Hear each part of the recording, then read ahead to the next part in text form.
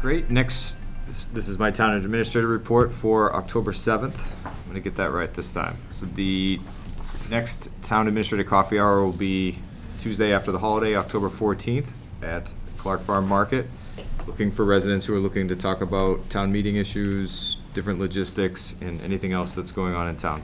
However, the majority of my time has been spent on town meetings, so I expect it to be mostly that. In terms of HR reports and appointments, we have selected a finalist for our Finance and Human Resources Assistant position. As you remember, we filled this and then it was immediately vacant. This is an important position as it frees up a lot of our finance and HR staff to do other things. So we're excited. We anticipate this person to start on October 20th, and we will appoint them in between the meetings and then bring you that name at your next meeting. We did have an offer in place for a police officer, but it was not a successful negotiation. We're just showing you that we don't always take every offer and every position. We have ranges, and we try to maintain fiscal responsibility. So we will send that back out to bid, as they say, and interview some more candidates. And we're still recruiting heavily for van drivers. If anybody knows anybody who wants to drive a van and is good at it, we'd be happy to talk to them. For department updates and information, thanks to our safety committee volunteers, we have been awarded a $500,000 grant for the Connected Carlisle project. This adds to the shared services grant and would extend sidewalks from School Street to Stern Street, which I know you all know is the Kimball Farms ice cream stand. So you can get all your exercise and then have some ice cream. The last piece for this is we applied for a LEAP grant, which is a new grant for rural communities, which would allow us to pay for some of the design. The project is more than we have in terms of grant funding, so we want to see if this design grant will go through, and then we will bring it to you for your consideration on how much scope to do and what the cost would be and the impacts in Chapter 90 and other capital funds. Attached to this report is our annual OPEB, other post-employment benefits report. This was reviewed by the finance team and my working group, which David is a part of, and our financial consultants. We performed strongly this year and exceeded expectations and are now approximately 30% funded. This is better than the statewide average of 5.9% funded and is approaching the group of 40% funded communities, which there are only 15 in Massachusetts. So just proving that we're doing well with OPEB. We're not in that top 15, but we are well ahead of the state average with the spending that we have. And we also have the region, which is even better than Concord is one of those 15. But that's part of our obligation. Right. For the Audubon Lane engineering study, this is finalized. I went through it today with Nitch and Jim Hall. We're going to present you two options and the findings of that report for addressing the residents' concern who came in here during your community feedback forum. So that is one thing that is on our plate besides town meeting stuff. A really important update on the cranberry bog. So Megan and the Conservation Commission are working to expedite the repair project. As many of you know, it's been closed because of sinkholes. We did some investigation with an engineer and found that there's significant burrowing on the dam to include beavers and other rodents. So we closed the pathways. We have quoted out emergency repairs, which would be taking concrete and sand and filling those holes, and we're also removing the beaver lodge and the beaver, and then expediting the first phase of the repair project for the Cranberry Bog Dam, which is not informed by the hydrology studies, to get that out to bid. And then once the hydrology study is finalized, the second phase of the repair, as you remember, was a well talked about topic not so long ago. It was the MBTA communities before the MBTA communities. Then the commission is going to consider all of these things. So I'm just keeping you up to speed on significant conversations that are happening with the dam with your Conservation Commission.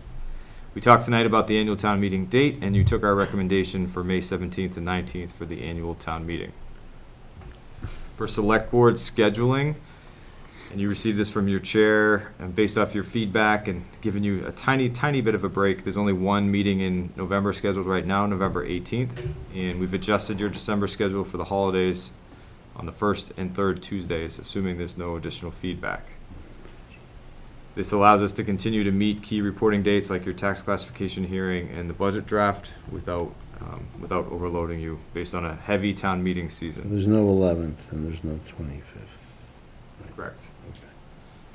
I'm also recommending that Town Hall be closed on December 24th, 26th, and January 2nd. These are 2 half-days and a full day for 2 holiday days. We have assessed that there would not be enough staff here to provide adequate services on those dates, nor would we have the foot traffic to justify it. So we're recommending this as the select board's holiday gift. Usually you give a day or something, so this was what we're recommending to you for this year.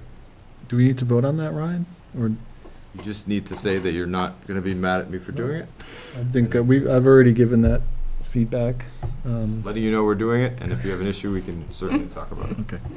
Okay. Arm wrestle.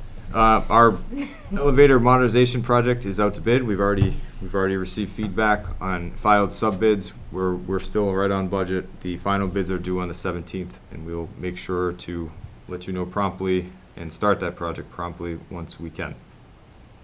We have scheduled dates for the brick building HVAC installation with Boston Mechanical, who won the bid for that project, and they're working closely with our facilities department, which is good.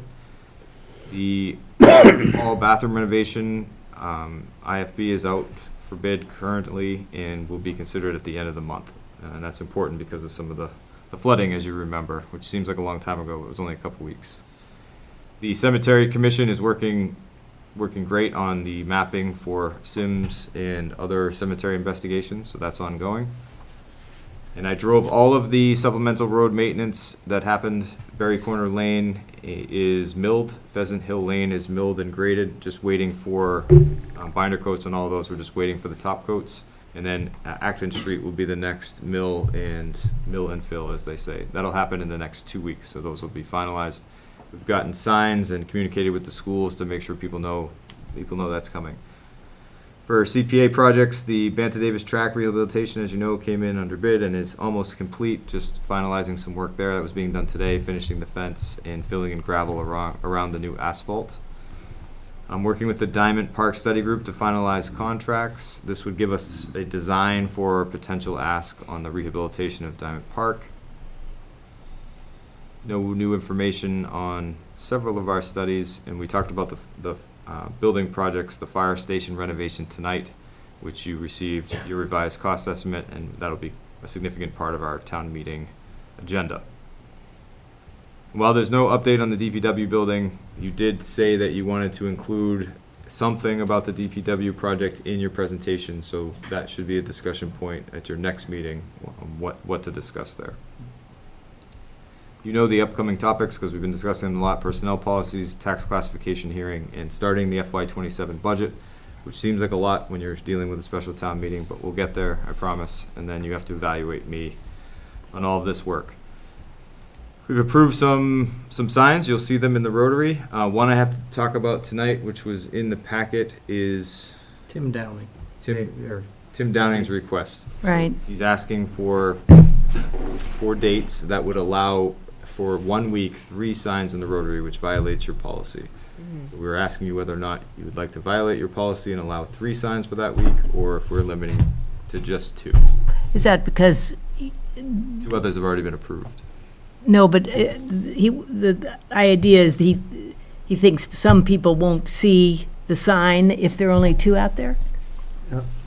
There's already 2 out there. He out wants to add a sign. We only allow 2 signs in there. I understand that part, but, he wants to They're 2 add different one people. just for that week, just for this, the week of November 3rd.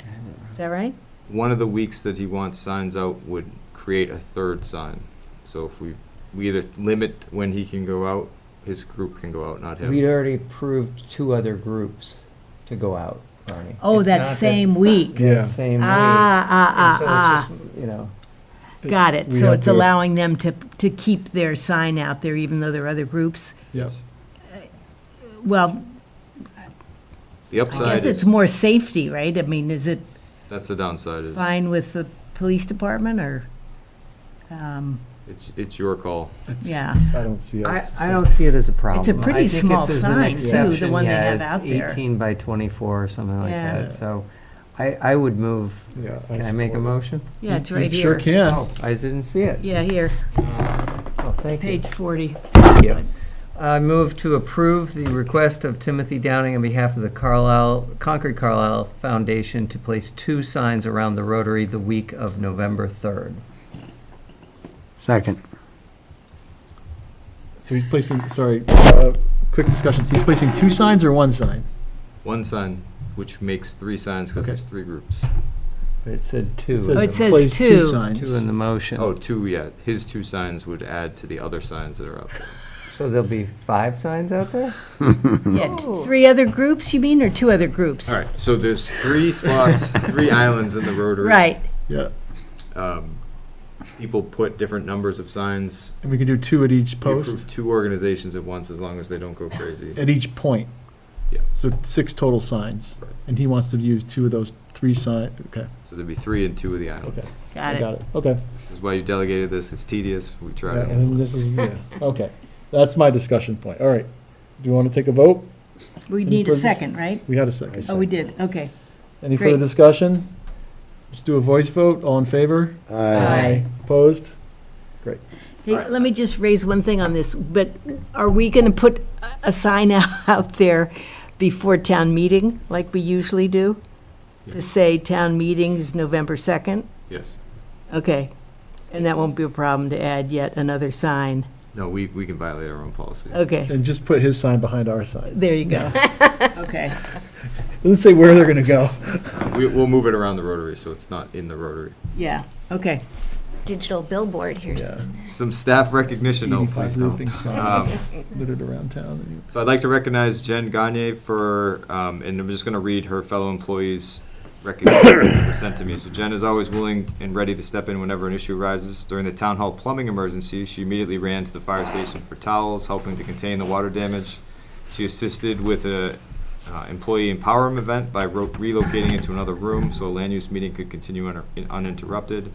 When asked to send a message to group email, something that hadn't been done before, she quickly figured it out, ensuring it was done correctly, and even removed recipients who no longer wished to receive. So these are all examples of how Jen goes above and beyond. This isn't in her job description. She's a team player.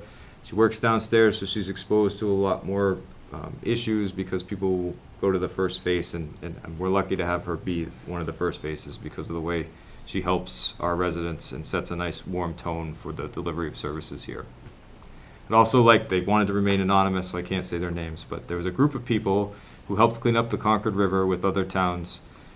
One of the greatest parts working here is that people volunteer this way, so this group was not only on land but sea, in kayaks, cleaning up the river. Just want to recognize them for their efforts. A lot of this stuff gets done without people noticing. It was a lot of people. I said, I'm going to put your names out there, and they said no, and they do it every year, so that's pretty cool. And there's an agenda for you to review, and we put a list of your upcoming meetings in the report as well. And that is my succinct report. Great.